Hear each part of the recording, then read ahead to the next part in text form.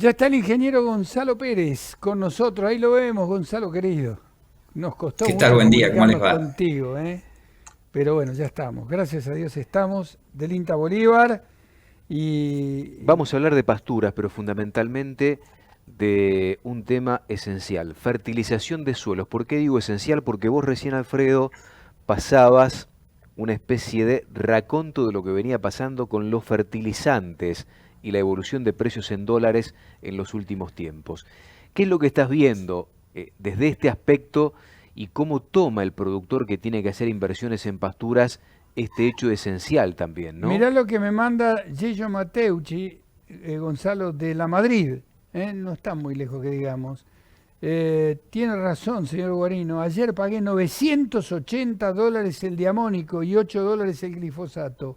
Otro tanto el 2,4-D. Un 50% más del histórico en dólares. Qué temita, ¿no? Sí, sí, sí, es lo que estamos viendo. Realmente hay que ser eficientes con el uso de los insumos y el aporte de fertilizantes, que es una época donde generalmente los verdeos y la pastura ya están implantados. Estamos en el momento justo para planificar la fertilización. En ese caso, lo importante para el productor es tener en cuenta las eficiencias de uso, sobre todo por ahí de nitrógeno, que es el nutriente principal en las pasturas y verdeos gramíneas. Y en ese caso, uno puede hacer unas cuentas rápidas en donde tiene que tener en cuenta el valor del kilo de carne, en este caso el valor de la urea, que bueno, está alrededor de los $600 la tonelada, 600 y pico. La urea tiene un 40% de nitrógeno, o sea que el valor del kilo de nitrógeno es aproximadamente el doble, un poquito más. Y tiene que tener en cuenta la eficiencia de conversión de ese nitrógeno en kilos de pasto. Que por ejemplo para un ryegrass, nosotros con un kilo de nitrógeno podemos producir entre 20 y 40 kilos de materia seca. Teniendo en cuenta esos valores y esos datos y teniendo en cuenta que el consumo de un animal es de aproximadamente entre 15 y 20 kilos de materia seca eh, por hectárea, eh, con eso podemos sacar los cálculos y nos da que aproximadamente para pagar un kilo de nitrógeno necesitamos eh, 11,6 kilos de pasto, de materia seca, para compensar ese kilo de nitrógeno.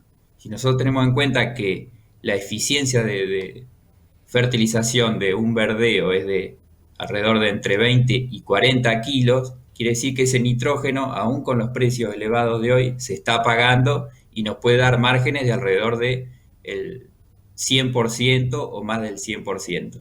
En el caso de una pastura de agropiro festuca, esas eficiencias son menores, uno puede producir con un kilo de nitrógeno entre 15 y 20 kilos de materia seca, por lo tanto con ese umbral de 11 kilos que hoy tenemos, las ganancias son menores, pero siempre son positivas. O sea que la práctica de fertilización, sobre todo de fertilización con nitrógeno, sigue siendo válida aún con estos precios de insumos elevados y que vienen subiendo. ¿Y cómo ves la consulta del productor? ¿Cómo ves el ánimo del productor de la zona? Estamos hablando de la cuenca del Salado, desde el punto de vista de las inversiones que tiene que hacer. ¿Las concreta a pesar de esta evolución de los costos? Que generalmente cuando ocurren los ponen a la defensiva en muchos casos, ¿no? Sí, en general habíamos arrancado el año bastante bien. Bueno, veníamos con una inercia de buenas exportaciones de carne, con un clima que si bien acá se sufrió un poco una sequía temporal, pero que en general venía acompañando, y con una intención de siembra de pasturas y de verdeo bastante interesante. Lo que vemos ahora es esta coyuntura de baja de precio del kilo de carne y un aumento de precios de los insumos, y muchos insumos relacionados con la producción de pasto, como ustedes nombraban, fertilizantes, eh, algunos herbicidas como glifosato que vienen aumentando en dólares. Entonces, bueno, ahora los números son más finos, hay que sacar más cuentas Pero bueno, por ahora, si uno es eficiente en convertir esos insumos en pasto, en buena cantidad de pasto, los números siguen siendo favorables para estas prácticas. Pero bueno, no es la misma sensación que teníamos a inicios de año. Gonzalo, vos estás en la cuenca del Salado. ¿Hacia dónde se va inclinando la gente? Busca, bueno, ya ahora es medio tarde, pero busca raigras, busca otro tipo de pastura. ¿Qué es lo que ustedes notan como que está más afianzado en el tema de implantación?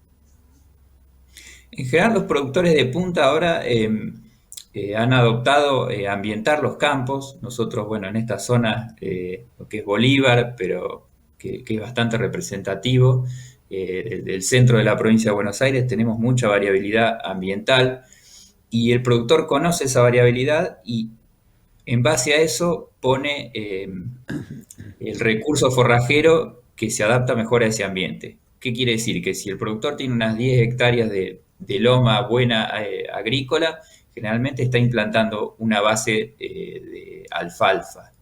Mm. Apuesta por eso, más allá de que sean algunos planteos de cría.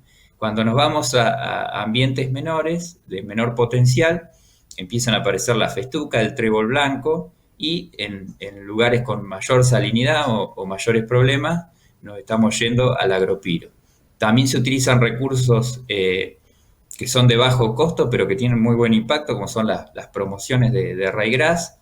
Los verdeos de avena también se utilizan.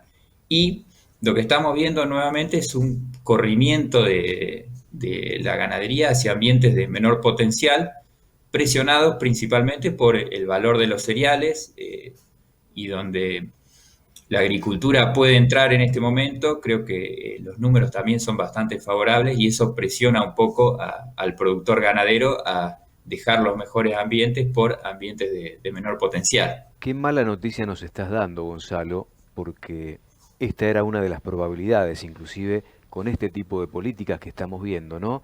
Que haya un desaliento a la actividad ganadera y que, como ya ocurrió en otros tiempos, haya un avance, sobre todo hacia los mejores territorios de la agricultura, desplazando a la ganadería. ¿Estás notando que esto se da a partir de este año? Porque en definitiva, hasta hace un mes atrás, la ganadería tenía mucho potencial todavía, le podía pelear sobre todo en esos campos mixtos palmo a palmo al desarrollo agrícola. ¿Estás notando que esto se da sobre todo después de conocerse las medidas políticas respecto de las exportaciones? Sí, en realidad yo creo que va a ser un proceso lento porque como vos decís, mucho productor ganadero apostó y sembró pastura, y el productor que sembró una pastura, ya ese lote lo tiene inmovilizado por 2, 3 o 4 campañas. Entonces ese productor lamentablemente va a tener que pelear contra esta realidad de números más finos y no se va a volcar a la agricultura de manera rápida. Pero sí hay productores que venían trabajando en lotes de alquiler o en campos naturales, en donde se puede competir con la agricultura, que seguramente restrinjan su actividad y se pasen de una ganadería o achiquen esa ganadería y se pasen a agricultura o alquilen, en el caso de ser productores con tierra propia, alquilen esos lotes de mayor potencial para la agricultura y así financiarse bueno, poder mantener la ganadería, aunque sea en modo de mantenimiento o con una menor cantidad de animales en el campo. Así que bueno, la coyuntura en este momento está pasando eh, por ese estado y bueno, y también esperando porque bueno, hay mucha volatilidad también en los precios de la agricultura que ahora han tenido una baja importante. Así que bueno, yo creo que hay mucha expectativa para ver qué pasa en los próximos 6 meses. Gonzalo, yo tengo una más que tiene que ver con el sorgo. ¿Lo están utilizando como en algún momento se utilizó bastante esto, que el sorgo dulce, que bueno, ¿hay algún cambio al respecto o vos notas que lo puedan estar abandonando los productores? Eh, Con el sorgo ocurren dos cuestiones. Primero, es un cultivo que ahora tiene un atractivo agrícola. Hay algunos productores que Claro. por convenio Sí, pero ha bajado mucho el que precio lo del están sorgo, ¿no? sembrando para grano, tiene buen precio y por lo tanto, bueno, es un cultivo que lo estamos viendo bastante en los campos. Y desde el punto de vista ganadero, hoy tiene un competidor importante que es el maíz. Hoy se ha avanzado muchísimo en investigaciones en maíces con bajas densidades y en ambientes limitantes, donde uno puede tener en ambientes muy limitantes maíces con 25.000, 30.000 plantas por hectárea, que es 3 veces menos de la densidad que se usa habitualmente, y le compite tecnológicamente al sorgo. De todos modos, es una competencia linda porque son dos cultivos que le aportan muchísimo al sistema y muchísimo al suelo. Eh, Incluso vemos a nivel nacional que va a ser una campaña récord en el cultivo de maíz. Eso es muy bueno desde el punto de vista de la sustentabilidad. Y creemos que, si bien el sorgo se va a seguir utilizando, hoy tiene ese competidor que es el maíz que se posiciona en los mismos ambientes con las nuevas tecnologías. Tengo la última, Gonzalo, y esto atendiendo también al mensaje de un amigo, de Yello Mateucci, de La Chumbada, allí en La Madrid, donde él explica y nos cuenta, dice, mira, estamos sobre suelos carentes de fósforo, y para hacer cualquier tipo de pastura, para que después nos dé cierto nivel de rentabilidad, hay que meter mucho fósforo. ¿Cuáles son los niveles proporcionales, digo, pensando también en los precios que han marcado una evolución importante para ir a buscar este insumo básico para que después la pastura se exprese con su mejor potencialidad, ¿no?